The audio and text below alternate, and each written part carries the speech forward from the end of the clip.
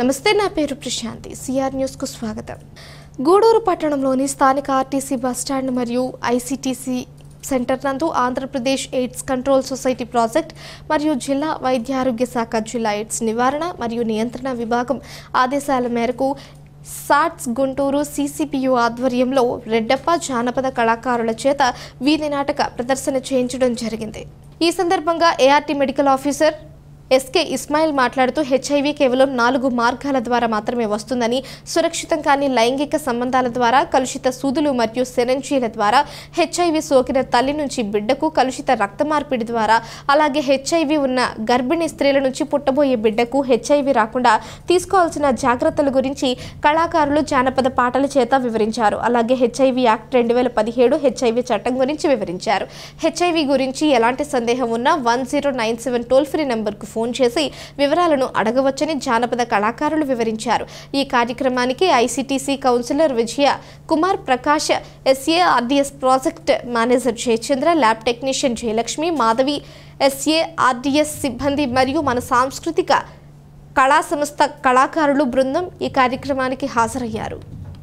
ఈరోజు HIV AIDS అవగాహన కార్యక్రమంలో భాగంగా తిరుపతి కళాజాత వారి ఆధ్వర్యంలో, అలాగే సాట్స్ గూడూరు ఎన్జిఓ వారి ఆధ్వర్యంలో, ఐసీటీసీ సెంటర్ హెచ్ఐవి పరీక్ష మరియు హెచ్ఐవి కౌన్సిలింగ్ మరియు పరీక్షా కేంద్రం వారి ఆధ్వర్యంలో ఈరోజు అవగాహన కార్యక్రమం నిర్వహించడం జరిగినది.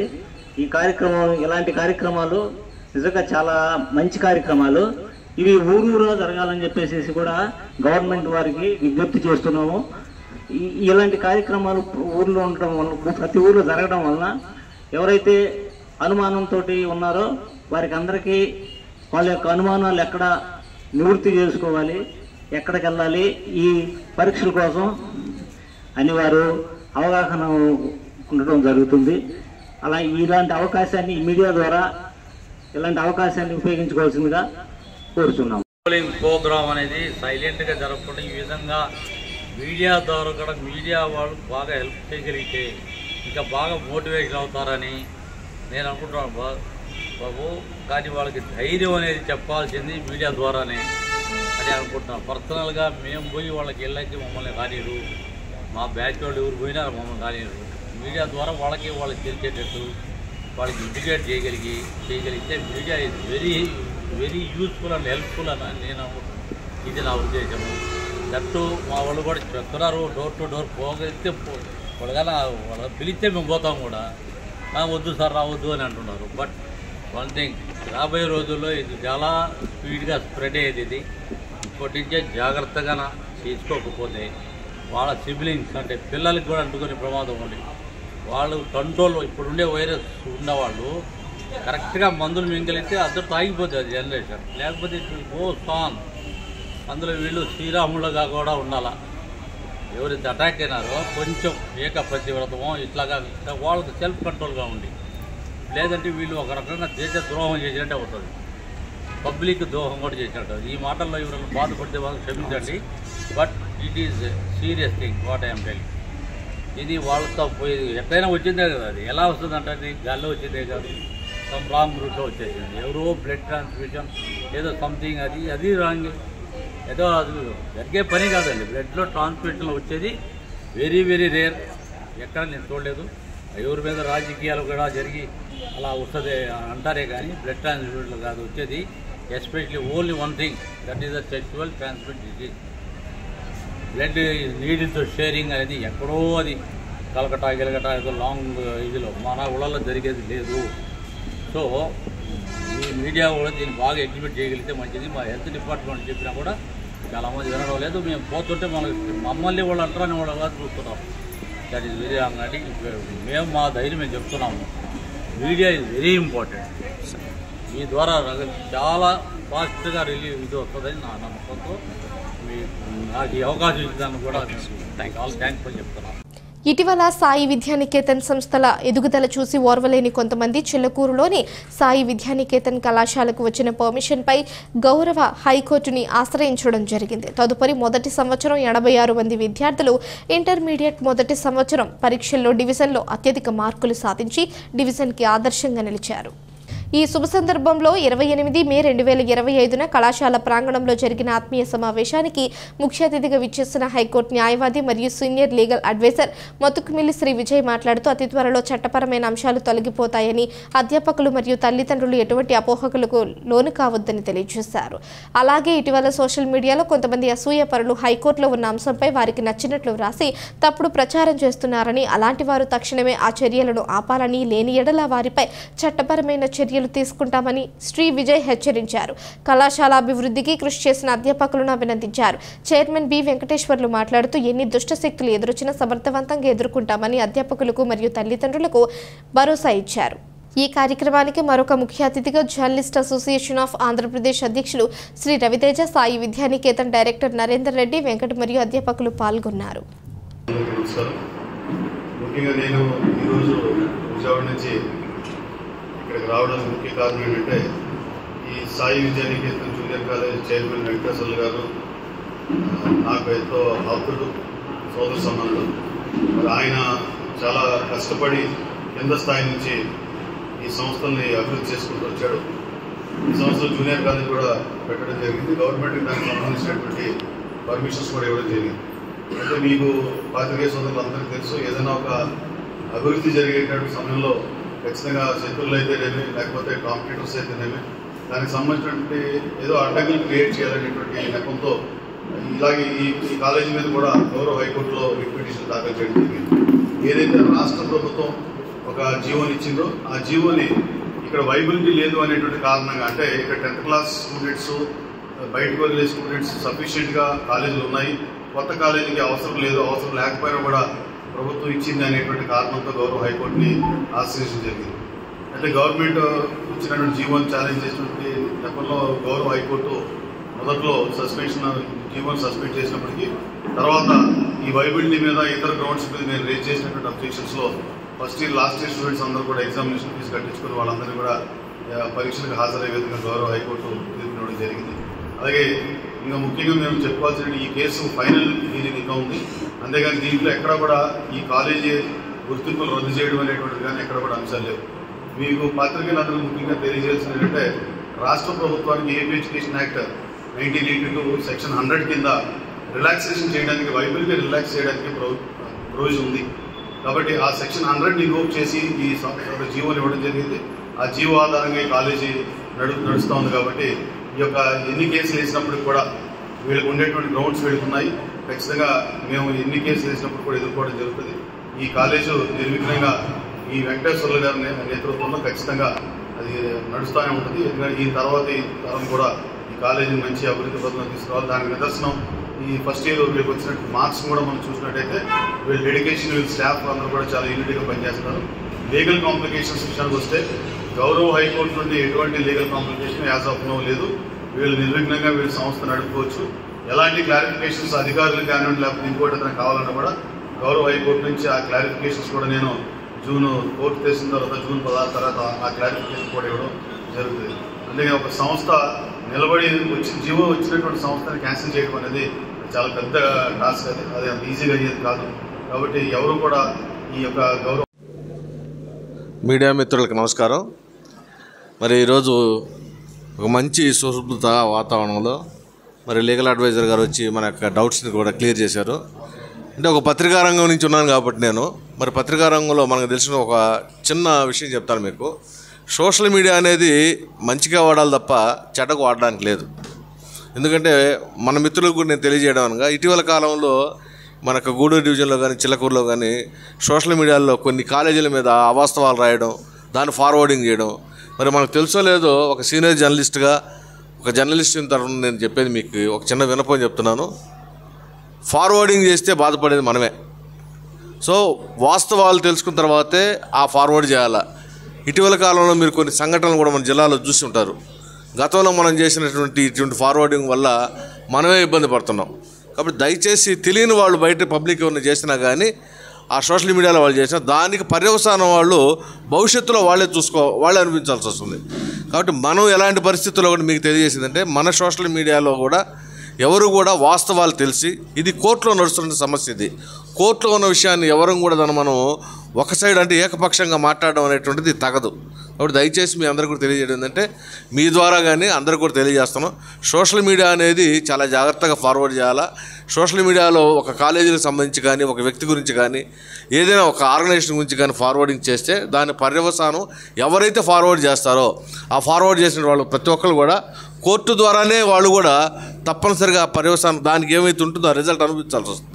కాబట్టి తప్పనిసరిగా మళ్ళీ తెలియజేస్తున్నాం, ఎటువంటి పరిస్థితుల్లో ఆ యొక్క కాలేజీలకు సంబంధించి కానీ ఏదైనా కానీ తెలిసిన తర్వాత ఆధారాలు మీ దగ్గర ఉంటే ఆధారాలను బట్టి మీరు ఏది చేసినా కానీ ఇబ్బంది లేదు. ఆధారాలు లేకుండా ఎవరి మీద కూడా విమర్శలు చేయడం తగదని చెప్పి మీ ద్వారా ఎవరైతే ఇటీవల కాలంలో సోషల్ మీడియాలో చేశారో వాళ్ళందరూ కూడా తెలియజేస్తున్నాం. వాళ్ళు కూడా ఎక్కడైనా కాంపిటీషన్ అనేది ప్రతి చోట ఉంటుంది. మరి కాంపిటీషన్ ఎలా తీసుకోవాలా? చాలా స్పోర్టివ్గా తీసుకోవాలా. ఎవరి స్కూల్ వాళ్ళు నడుపుకోవాలా.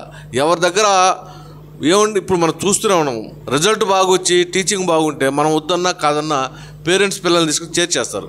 అంతేగాని మనం సోషల్ మీడియాలో వేస్తానో మనం 100 చెప్తానో జరిగేవి కాదు. దయచేసి కూడా ఆ ఆర్గనైజేషన్లు కూడా తెలియజేసుకోవాలంటే వాళ్ళు కూడా కొన్ని స్కూల్స్ నడుపుతున్నారు. మరి వాళ్ళకు కూడా అందరూ జూన్ 21వ తేదీన నిర్వహించుకునే అంతర్జాతీయ యోగా దినోత్సవాన్ని పురస్కరించుకుని ముందుగా జిల్లాలోని పలు టూరిస్టు ప్రాంతాల్లో యోగా శిక్షణ కార్యక్రమాలు నిర్వహిస్తున్నట్లు శ్రీ పొట్టి శ్రీరాములు నెల్లూరు జిల్లా కలెక్టరేట్ ఓ ఆనంద్ తెలిపారు. బుధవారం నెల్లూరు నగరంలోని స్వర్ణాల చెరువులో 1000 మంది యోగా సాధకులతో నిర్వహించిన కార్యక్రమానికి ముఖ్య అతిథిగా జిల్లా కలెక్టర్ హాజరయ్యారు. ఈ సందర్భంగా ఆయన మాట్లాడుతూ అంతర్జాతీయ యోగా దినోత్సవాన్ని గ్రామ స్థాయి నుంచి మండల, పట్టణ, నగర స్థాయిల వరకు నిర్వహించుకునే విధంగా ప్రణాళిక సిద్ధం చేశామని, ఈ కార్యక్రమాల్లో పాల్గొనేవారు ముందుగా తమ పేరు రిజిస్టర్ చేసుకోవాలని తెలియజేశారు. జాతీయ స్థాయిలో ఉత్తమ ప్రతిభ కనబరిచిన యోగా సాధకులకు బహుమతులు అందజేశారు. ఈ కార్యక్రమంలో జిల్లా కలెక్టర్తో పాటు జిల్లా పరిషత్ చైర్మన్ ఆనం అరుణమ్మ, ఎస్పీ కృష్ణ, జిల్లా జాయింట్ కలెక్టర్ కార్తిక్, వివిధ శాఖల అధికారులు, యోగా ట్రైనర్లు, ప్రజలు పాల్గొన్నారు. అలాగే యాంటీ క్లాక్ వైజ్ మీ యొక్క ఉచ్ఛ్వాస నిశ్వాసాలని అబ్జర్వ్ చేస్తూ చేయండి. స్ట్రైక్,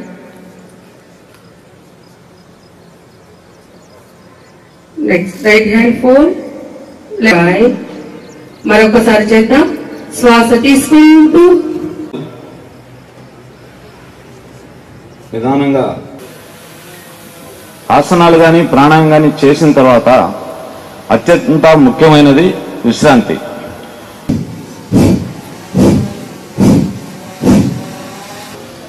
తిరిగి కుడుముకుండానే మళ్ళీ శ్వాస తీసుకుంటాం. ఇలా మనం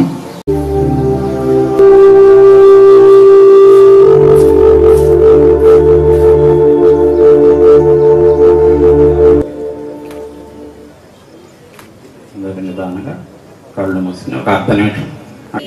Rub your palms, rest on your eyes, slowly. National player, gold medalist Venkata Subbaiah, yoga trainer, deputy director Padmajathi ఆర్టీ గారిని వేదిక మీదకి ఆయుష్ డిపార్ట్మెంట్ వేదిక మీదకి రావాల్సింది. సాధన గారు, Sadhana national player, gold. Next Venkata Subbaiah, yoga trainer, deputy director Padmajathi ఆర్టీ గారిని వేదిక మీదకి AYUSH department. International day of yoga కార్యక్రమం భాగంగా జిల్లాలో టూరిస్ట్ ప్లేసెస్లో మనం మెగా యోగా ప్రోగ్రామ్ చేయాలని చెప్పి మన డిస్ట్రిక్ట్లో మొట్టమొదటిగా స్వర్ణాల చెరువు దగ్గర సుమారు 1000 మెంబర్స్ పైన మనం మెగా యోగా క్యాంప్ చేయడం జరిగింది. సో జిల్లా వ్యాప్తంగా మనం సుమారుగా ఈ రాబోయిన నెక్స్ట్ ఒక 3 వారాల్లో జిల్లాలో ఉన్న ప్రతి ఒక్క మనిషి దగ్గర కూడా ఈ యోగా సంబంధించిన థీమ్ తీసుకెళ్ళాలి. ప్రతి ఒక్కరు కూడా ఖచ్చితంగా అట్లీస్ట్ ఒక 3 నుంచి 5 రోజులైనా యోగా ప్రాక్టీస్ చేసుకోవాలి. అదేవిధంగా జిల్లా ప్రజలందరూ కూడా ఐడివై జూన్ 21 తేదీగా జరిగిపోయిన ఐడివై ప్రోగ్రామ్కి ఖచ్చితంగా పార్టిసిపేట్ చేయాలని కోరుతున్నాను. దానికి సంబంధించి ఆల్రెడీ మనము మాస్టర్ ట్రైనర్స్ అందరికీ కూడా ట్రైనింగ్ ఒక రౌండ్ ఆఫ్ ట్రైనింగ్ ఇవ్వడం జరిగింది. వాళ్ళ ద్వారా మండల లెవెల్లో కూడా మాస్టర్ ట్రైనర్స్ సుమారు 7000 మంది దాకా మనం ట్రైనింగ్ ఇవ్వడం జరిగింది. నా రిక్వెస్ట్ ఒకటే ఏంటంటే జిల్లా ప్రజలందరికీ కూడా దయచేసి మనకు ఆన్లైన్లో దీన్ని రిజిస్టర్ చేయడానికి అవకాశాలు ఉన్నాయి. ఎందుకంటే మీరు ఎక్కడ ఏ విధంగా పార్టిసిపేట్ చేస్తారని సంబంధించి ఆ డీటెయిల్స్ అన్నీ కూడా ఇచ్చినట్లయితే దానికి సంబంధించిన అరేంజ్మెంట్స్ చేయగలుగుతాము. ఎందుకంటే ఈ యొక్క కామన్ యోగా ప్రోటోకాల్ అందరికీ తెలియాలంటే కనీసం ఒక 3 నుంచి 5 రోజైనా వాళ్ళు ప్రాక్టీస్ చేసుకోవాల్సిన అవసరం ఉంది. అయితేనే మనం ఆ కామన్ యోగా ప్రోటోకాల్ ప్రకారము రాబోయిన కాలంలో ఇది ఒక ప్రాక్టీస్ చేయడానికి అవకాశం ఉంటుంది. సో అది కాబట్టి దయచేసి ప్రతి ఒక్కరు కూడా ఈ రిజిస్ట్రేషన్లో ఇన్వాల్వ్ అయ్యి ప్రతి ఒక్కరు కూడా ఈ IDY ప్రోగ్రామ్కి రిజిస్టర్ చేయాలని అందరికీ కోరుకుంటున్నారు. తిరుపతి జిల్లా నాయుడుపేట మండలంలోని గడియారం సెంటర్ వద్ద స్వర్గీయ శ్రీ నందమూరి తారక రామారావు 102వ జయంతి సందర్భంగా ఎన్టీఆర్ విగ్రహానికి పూలమాలలు వేసి ఘన నివాళులర్పించారు.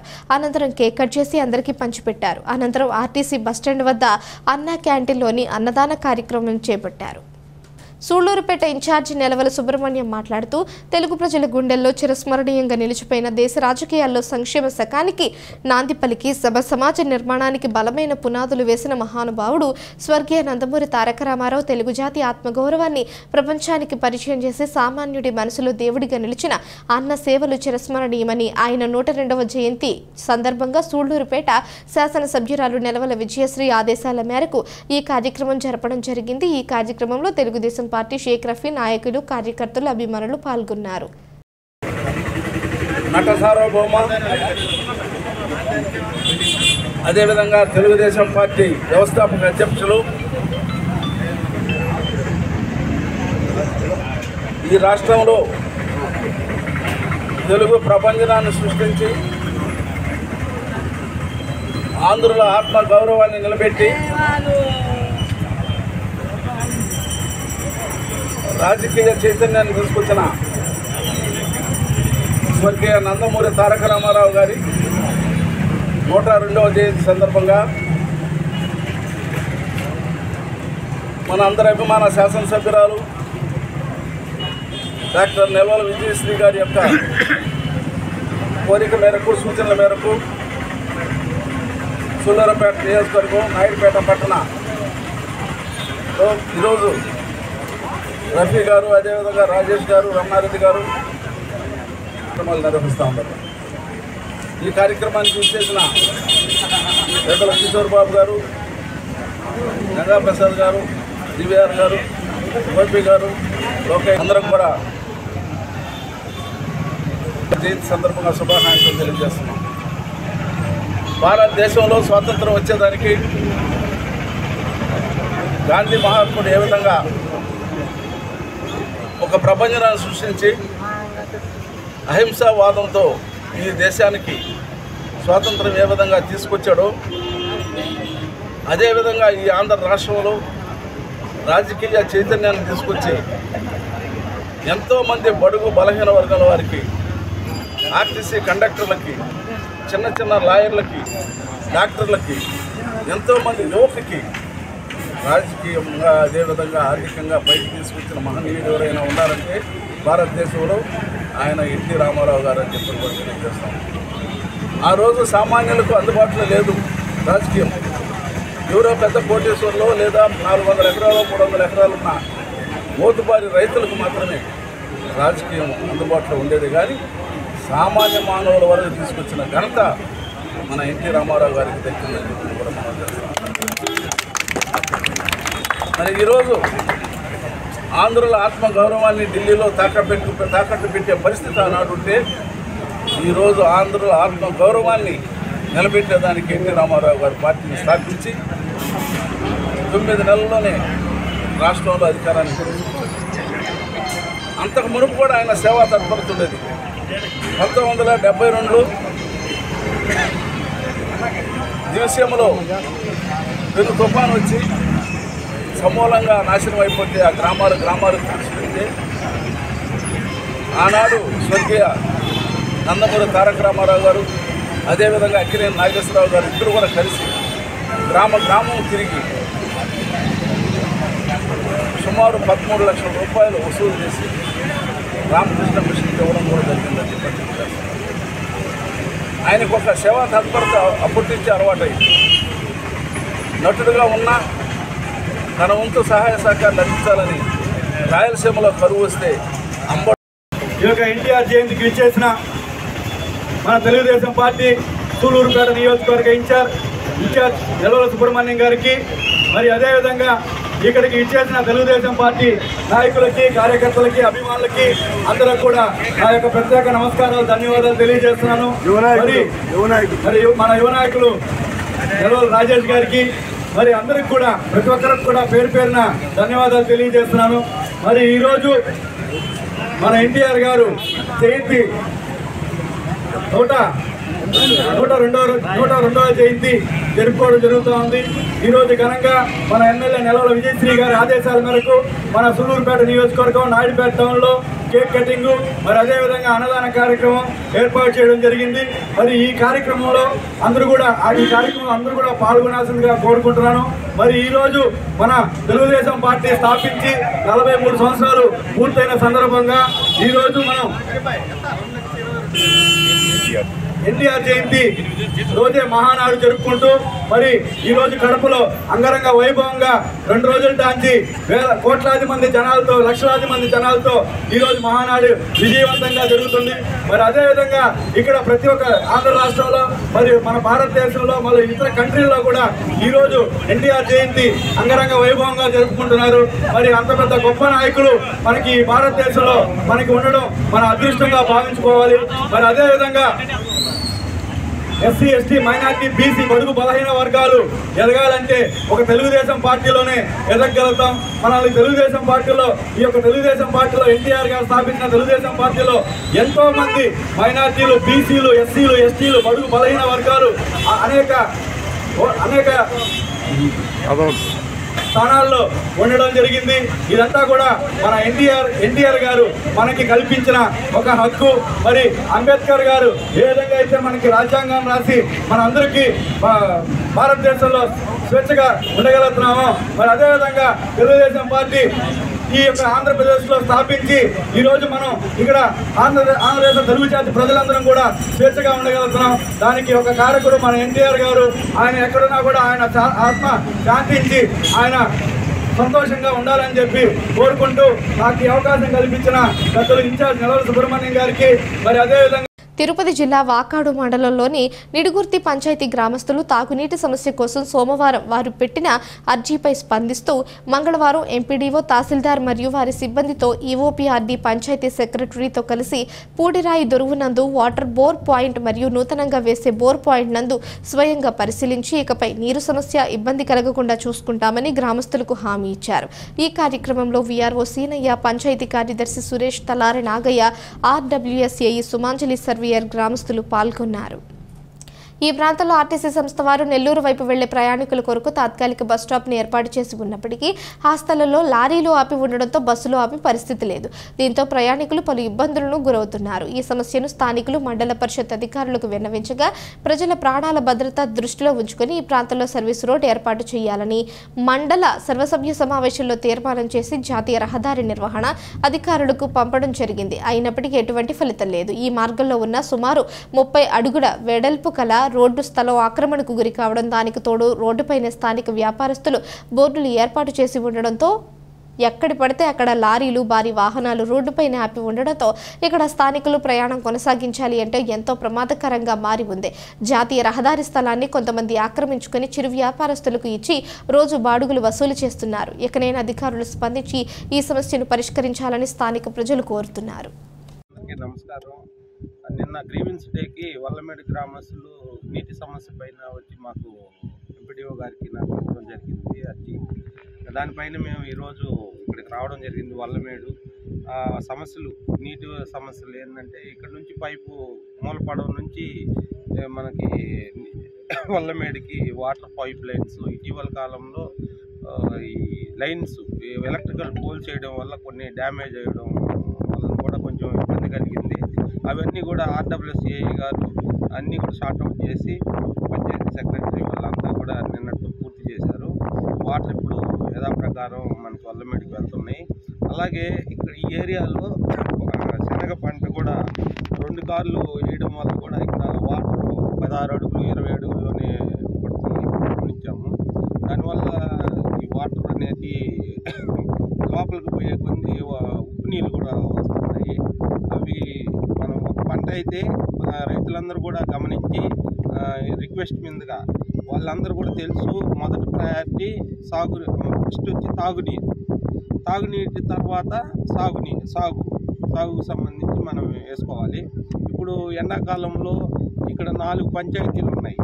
రావిగుంటపాలెం, తర్వాత గుడ్రాయిదొరువు, నిడుగుర్తి, తర్వాత మూలపడవ. వీటికి సంబంధించి దాదాపు ఒక 10 గ్రామాల వరకు ఉన్నాయి హ్యామ్లెట్స్. వాళ్ళందరికీ కూడా మనం ఈ ఏరియా నుంచి వాటర్ అనేది పంప్ అవుతున్నాయి. సో ఈ ఏరియాలో ఉండే రైతులందరినీ నేను కోరేది ఏంటంటే, ఒక పంటని దయచేసి ఒక పంట వేసుకోండి వర్షాకాలంలో. తర్వాత ఎండాకాలంలో మాత్రము ఈ పంటని ఆపినట్లయితే తాగునీటిని మనకు అందరం కూడా ప్రజలందరూ కూడా దాహర్తిని తీర్చిన వాళ్ళు అవుతాం. కాబట్టి మీరందరూ కూడా దయచేసి ఒక పంట అంటే వర్షాకాలంలో మీరు పంట వేసుకొని ఎండాకాలంలో మాత్రం వదిలేయాలని రిక్వెస్ట్ చేస్తున్నాము. మా పిఆర్ఓలు కానీ, పంచాయత్ సెక్రటరీలు కానీ, అలాగే మండల అగ్రికల్చర్ అధికారులు, విఐఏలు అందరినీ కూడా మేము రిక్వెస్ట్ చేసి అందరూ రైతులందరినీ అవేర్నెస్ కల్పిస్తున్నాము. రెండో పంట వేయకుండా అందరినీ కూడా పంపిస్తున్నామని తెలియజేస్తూ వాటర్ ప్రాబ్లం రాకుండా చూసుకుంటాము. నమస్కారాలు. నిన్న మండల ఆఫీస్కి వచ్చి నిడుగుర్తి పంచాయతీ పరిధిలోని వల్లమేడు ప్రజలు వచ్చి వాటర్ సమస్య పైన ఫిర్యాదు చేయడం జరిగింది. దీనిపైన ఇప్పుడు ఆ వల్లమేడుకి సరఫరా చేసే పంప్ సెట్ల దగ్గర శనగ పంట వేస్తున్నారని, వాటి వలన అక్కడ వేసే పంప్ సెట్లకి, పంచాయతీ పంప్ సెట్లకి సరైన నీరు దొరకపోవడం వల్ల, సోర్స్ లేకపోవడం వల్ల ఆ పంప్ సెట్లు నిర్వహిపోయి వాటర్ సప్లైకి ఆటంకం కలుగుతుంది. దీనిపైన నిన్న గ్రామస్తులు మా తహసీల్దార్ గారికి, ఎంపీడీఓ అయిన నాకు ఫిర్యాదు చేయడం జరిగింది. దీనిపైన వెంటనే మా ఏఆర్డబ్ల్యూసీని నిన్ననే పంపించి నీటి సమస్యను పరిష్కరించడం జరిగింది. అలాగే ఈ నీటి సమస్యకు కారణమైన శనగ తోట చూసి వాటిని తొలగించాలన్న ఉద్దేశంతో ఈరోజు కూడా తహసీల్దార్ గారు వీలైతే అగ్రికల్చర్ ఆఫీసర్ కూడా తీసుకుని వద్దాం అనుకున్నాం. ఆమెకి పని ఉన్నందువల్ల ఈరోజు రాలేకపోయింది. రేపు ఆమెకు కూడా సమస్య తెలియజేసి వీలైనంత శనగ పంట ఇక్కడ 2వ క్రాపు 3వ క్రాపు లేకుండా కేవలం 1 క్రాపే చేసుకునేటట్టు తహసీల్దార్ గారు, అగ్రికల్చర్ మేడం గారు తగిన చర్యలు భవిష్యత్తులో తీసుకొని భవిష్యత్తులో ఎటువంటి నీటి కొరత లేకుండా ఈ నిడుగుర్తి హామ్లెట్ విలేజ్లకు అన్నిటికీ 8 హామ్లెట్స్ ఉన్నాయి. ఆ 8 హామ్లెట్స్కి సరఫరా బాగా జరిగే విధంగా నీటి సరఫరా ఈరోజు తనిఖీ చేయడం జరిగింది. ఇదంతా తహసీల్దార్ గారు చూశాడు. కాబట్టి ఆయన కూడా దీనిపైన అభిప్రాయాలు తెలియజేస్తారు. మండల కేంద్రమైన మనుబోలులోని బీసీ కాలనీ నుంచి గ్రామంలోకి వెళ్లాలంటే ప్రాణాలు అరచేతిలో పెట్టుకుని ప్రయాణం చేయవలసిన పరిస్థితి ఏర్పడి ఉంది. ఇక్కడ జాతీయ రహదారి శాఖ అధికారులు సర్వీస్ రోడ్ ఏర్పాటు చేయకపోవడంతో జాతీయ రహదారిపై వచ్చే వాహనాలకు ఎదురు వెళ్లే పరిస్థితి ఉంది. లేదంటే కనుచూపు మేర ఉన్న దూరాన్ని 4 కిలోమీటర్లు జాతీయ రహదారి చుట్టుకొని రావాల్సి ఉంది.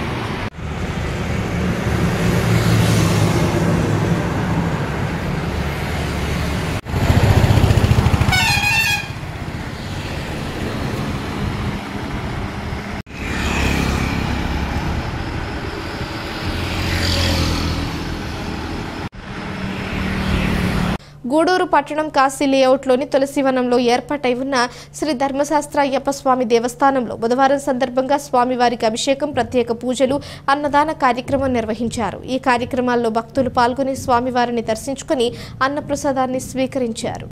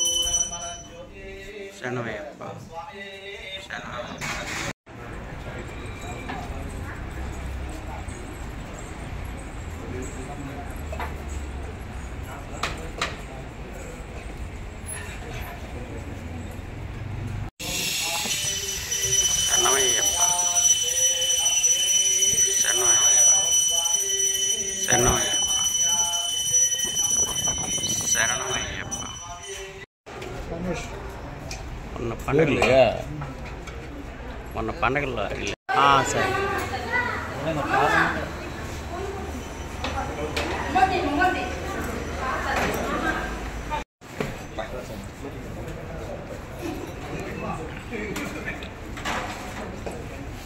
వస్తున్నారు అట్లాగే